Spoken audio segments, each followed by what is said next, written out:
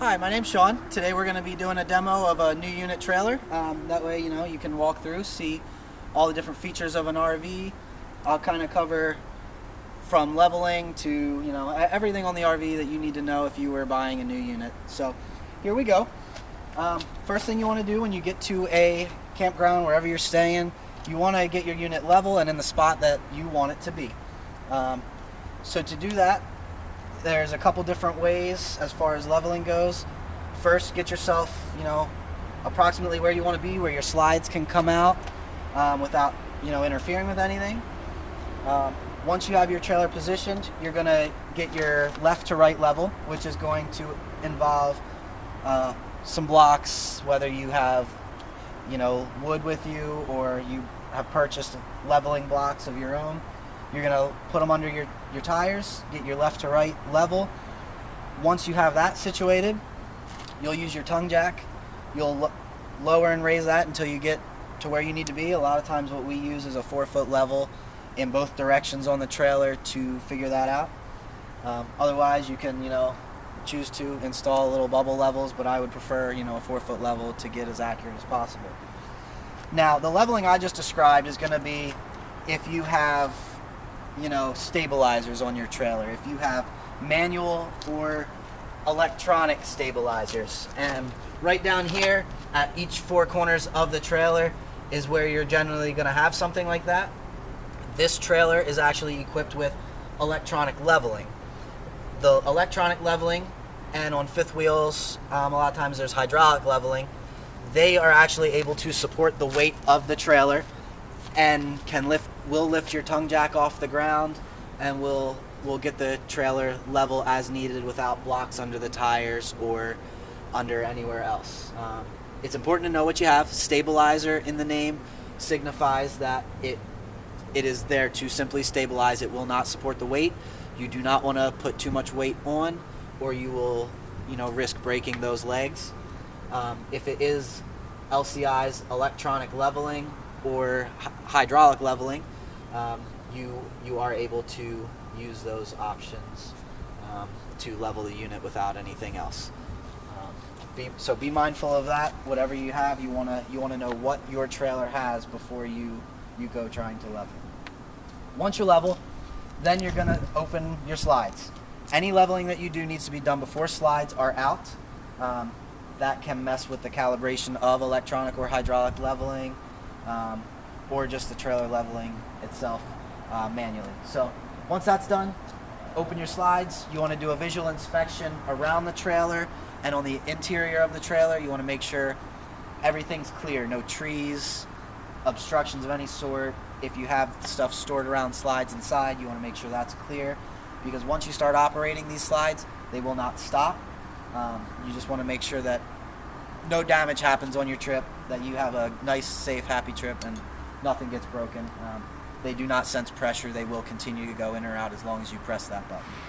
So, again, it's not hard to operate. You just, something to be very mindful of and careful about is, are we clear in all directions? Alright, so from there we'll head back to the front. So we've got ourselves level, we've got ourselves opened up, set up. Now we can start, doing our normal setup of anything else, our chairs, our awning, things like that. So now what we'll do is we'll walk around the unit from the front tongue here all the way around to the back, to the other side.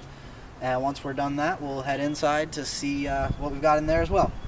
So at the front here, you've got your tongue jack, which generally comes with a little LED light, which will, if you're in the dark hooking up, that will help illuminate the area. You've got your extend and retract to raise and lower. And from there, those are usually powered through an inline fuse to either to the battery or a circuit breaker. So if you're ever having trouble with those, you can pop that little fuse holder off, and that will hopefully be the problem there. We've got a 12-volt battery. This one is able to have 2 batteries because it does have an inverter on board, which we'll go over a little bit later. But generally, you just need one 12-volt battery. We've got our battery wires hooked up here. Along with that, you have a disconnect down here. The battery disconnect will disconnect power. Some are a key, some are just a switch. It depends on what model is used. But the battery disconnect will kill power to the battery. It will separate the battery from the rest of the circuit, so you will not get any sort of 12 volt power inside. That's for if you're storing the unit for a long period of time or for whatever reason. If the disconnect is off, if it's on, meaning that you are disconnected, that will then prevent you from charging the battery as well as using the battery. So if you're plugged into your truck, which will charge, if you're plugged in to your house, if the disconnect is on, you will not be charging the battery. With the disconnect off, meaning that the connection is complete to the battery, your truck, your house, campground, whatever option you're hooked up to will charge the battery. It's not an immediate jump in power, it is a trickle charge, so you can't expect a full charged battery right away. But that's why you have the disconnect, is to help with battery life for extended periods of time where you're not hooked up to 110 or something of that nature. Alright, so from there we'll come to our propane tanks. Either 20 or 30 pounders are usually what's installed. Whether you have one or two, generally we see 2 tanks. They will have a regulator installed, and this regulator, now these tanks are empty, so you're going to see red in the gauge here. If the tanks were full and open, if this regulator was holding pressure, you would see green or clear depending on the model. That's to let you know that yes, you either have propane and it's holding pressure, or no, that you do not have propane. And if you'll notice, there's a little dial over here that will indicate which tank you're pulling from. So right now we are pulling from this driver's side tank. So what we normally recommend is have one tank open, one tank closed. That way when this tank is fully empty, you have to physically come out, switch the dial over to the other tank, and begin drawing again. If you were not to do that, if both tanks were open, what's going to happen is when this tank runs out, this tank will still pump some propane into the system. However, it's not going to be enough to usually maintain operation of your appliances. So it may seem like it's working at first, but in reality it's going to stop working. You're not going to have enough BTUs flowing through to keep all your appliances going, which is why we recommend keep one open, one closed, so you physically run out completely and you have to come out and open the tank again. There are no gauges on here. That's another reason why we have one open, one closed. That way you are halfway through your propane. Most trailers are not coming with a gauge. If some motorhomes do, it depends on if a gauge was installed directly on the tank. But for travel trailers, generally there is no gauge. So that's our method there. We'll cover a couple other things real quick before we move around to the rest of the trailer. You'll notice we have this little cable here. This is called your breakaway cable. What happens is, this will yank out if trailer and vehicle were to ever become separated. That engages your brakes. That way the trailer has a way of stopping itself while going down the road.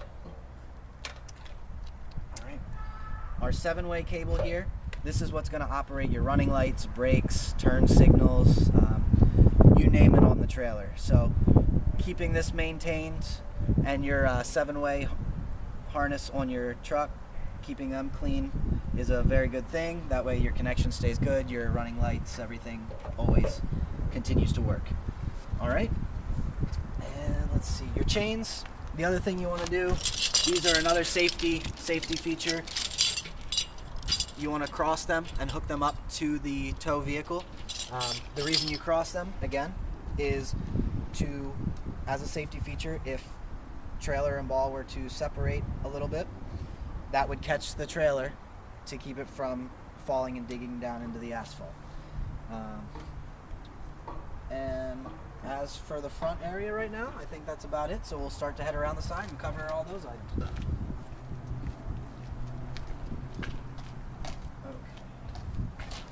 So, actually, if you notice, we've got a galley tank sticker and a freshwater drain sticker here.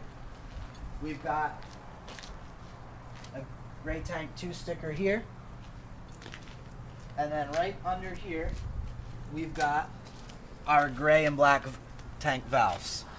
So this trailer is equipped with a lot more either tanks or direct dump stations than most trailers are. Most trailers have one gray tank and one black tank. Again, there may be more depending on design. That's just something you need to research and know. But generally, you're going to have a gray tank and a black tank. Gray is going to be your shower, sink, any water that you use on the trailer except for toilet. Black is going to be your toilet. And so a couple things when you're dumping. Number one, I would always recommend have your hose completely hooked up and ready to go, ran to where you're going to be dumping before you do anything else, just so no mishaps happen. Because with this silver rod out, that's signifying that a tank is open, the valve is open to that tank. So you want to make sure these are closed until you get hooked up. All right. When you're dumping, you want to make sure that the black is what you dump first.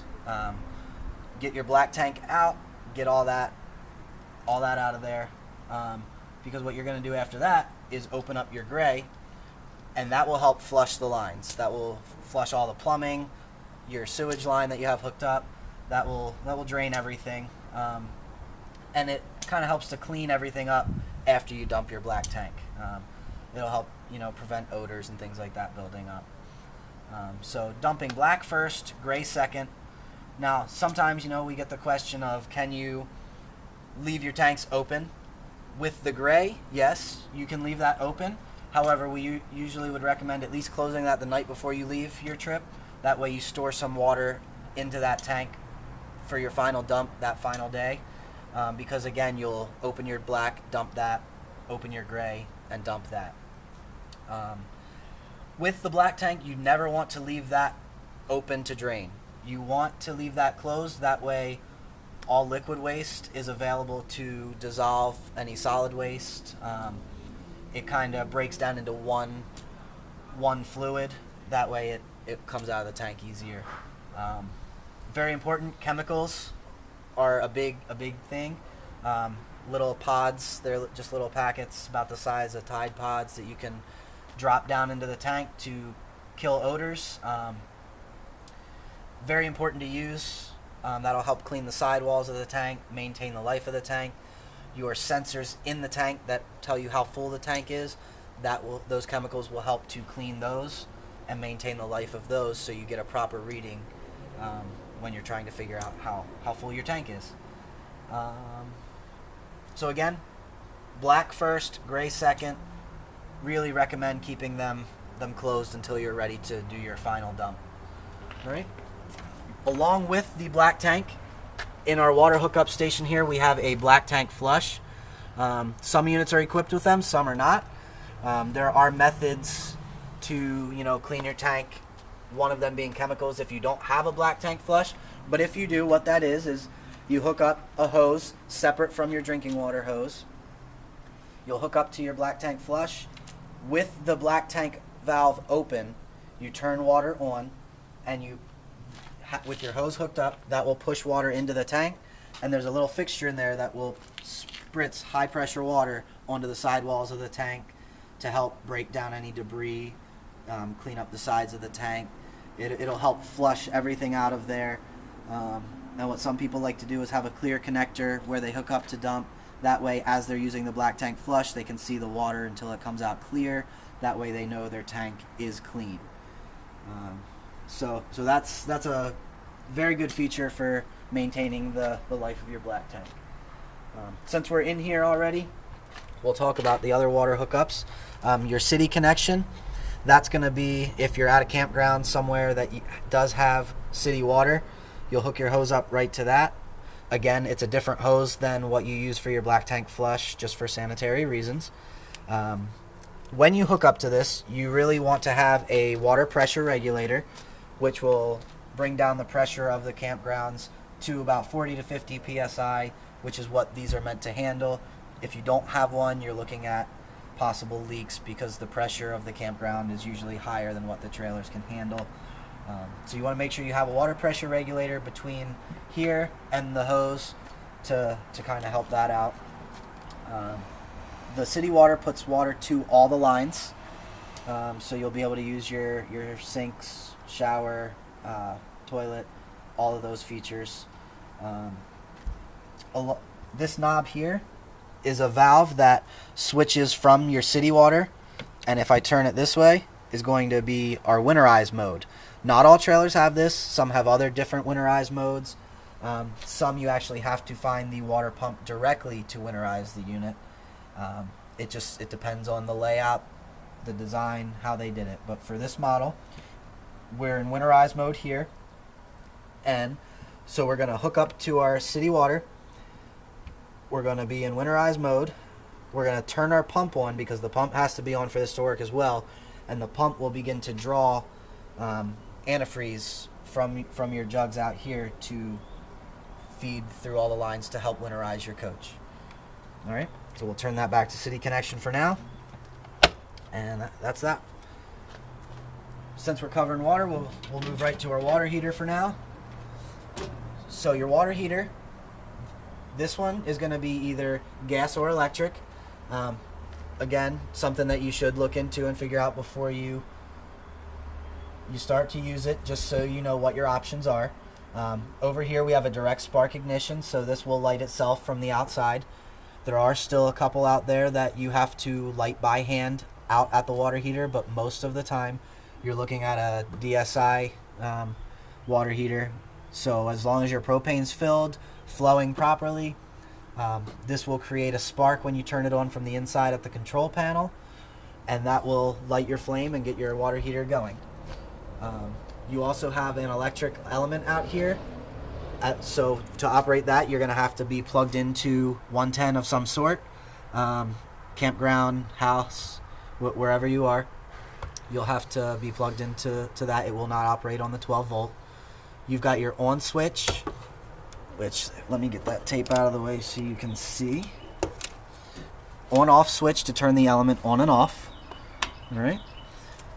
You do not want to run that unless there is water in the water heater. Reason being, it'll get too hot, it'll burn itself up very quickly. So if you're going to operate the water heater at all, make sure that your plug is in and you have the water heater full before any operation is done. Now, there's two kind of water heaters out there right now, really. You have ones that still require an anode rod, which the anode rod, what happens is the water will eat away at this rod rather than the siding of the tank, maintaining the life of your tank. What we would recommend is, taking this out every so often, flushing the water heater. That way any sediment at the bottom of the tank will escape through this drain. There is a core in the center of this anode rod that does not get eaten away. Once you get close to that, it's time to change the rod, and you'll need to have a new one. Otherwise, you're looking at not maintaining the life of your tank properly. There are other tanks out there that the water does not eat away at the tank, which has a nylon plug. The nylon plug is just about the same size as this. I used to think it's, an eighth of a size down maybe, but same general procedure. It will thread in, and it's just a small little plug. It's only the top end. It's not the whole rod. If you have that, you do not need to replace it with an anode rod. You just need that plug for proper operation.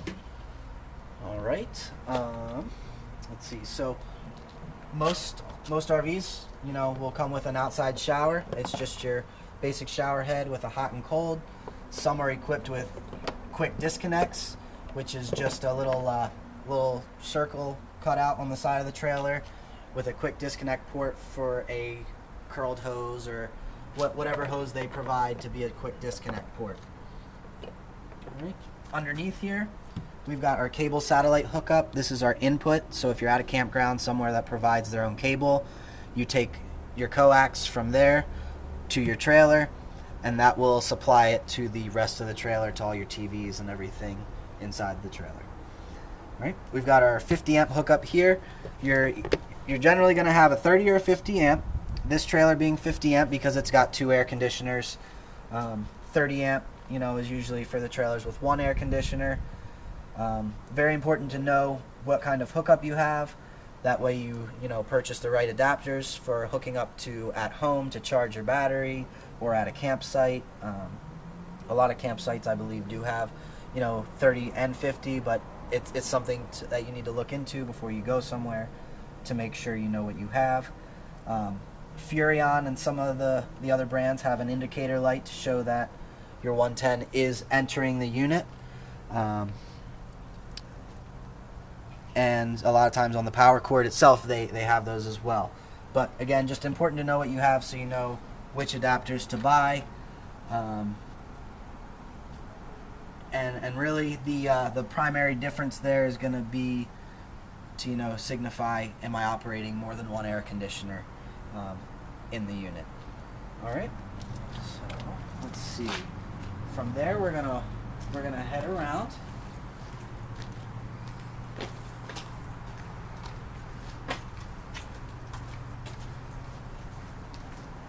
To our door side here. So a few little features back here on this one. We've got just a little rail installed here for either tabletop, grill, some of the different appliances that come with the unit or accessories. You've got your TV mount here with your power and your output. Some trailers will come with either a bracket or a sticker identifying bracket location. Not all trailers are going to come with that installed. It's just something to be mindful of if you do go to install it. Do not stray from where that TV bracket is signified to be, wherever that sticker may be. All right. So let's see. So right now we've got our awning out. Biggest thing with an awning when you're operating, of course, it's got your extend or retract option. When you're extending, you'll get to a point where the tube that the canvas is wrapped around is completely visible to you. And if you'll see up there, the gray tube that is visible down the whole length, that kind of tells us that we are fully extended all the way out. Don't extend any further. If you go beyond that point, continuing to hit extend, the awning will continue to extend, which will cause it to roll up backwards, hyperextending the arms, possibly damaging the canvas or the arms themselves. So if you see that tube, go ahead and stop. When you're ready to bring it back in, just switch to the retract option, and that will help you out. You also have up top there a sliding arm to control the pitch. Now this is going to be a little different depending on brand.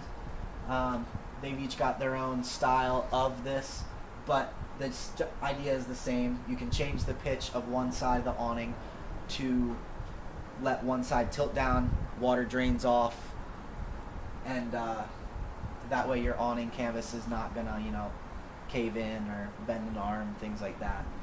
It's very important that you pay attention to your awning pitch when you have your awning extended in bad weather. Definitely, if it's windy, if it's calling for bad weather, I would pull the awning in. They do well moving themselves in and out, but they are not sturdy enough to withstand that kind of windstorm or something like that.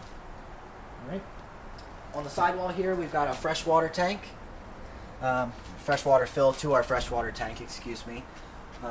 What this is if you're dry camping, if you're somewhere that doesn't have its own water supply, you can carry so many gallons on board depending on your trailer and what size tank it has.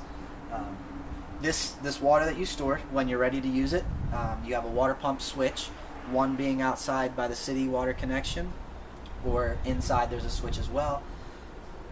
Location will vary depending on what trailer you have, but the idea is the same. Is it will turn on the water pump, which will then pump water through your lines at 40 to 50 psi, just like city connection would.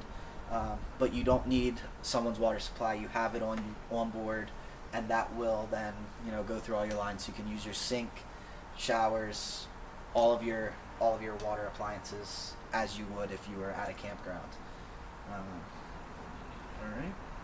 So from there, right here you've got a storage compartment, which really is more so for our residential refrigerator on board here. So this gives access to our water valve, to the ice maker, and the water filter on the refrigerator. Most trailers do not have this. Most are gas operated or 110 operated. They're not residential refrigerators. So this is a little different. But that being said, you do have an inverter on board for this residential refrigerator. Again, most trailers are not going to have that, but mounted in here is an inverter. That way, traveling down the road, when you're not able to plug into house electricity, campground electricity, your inverter takes over and it will run the refrigerator for you. That way, your food stays cold, you maintain proper function the whole way.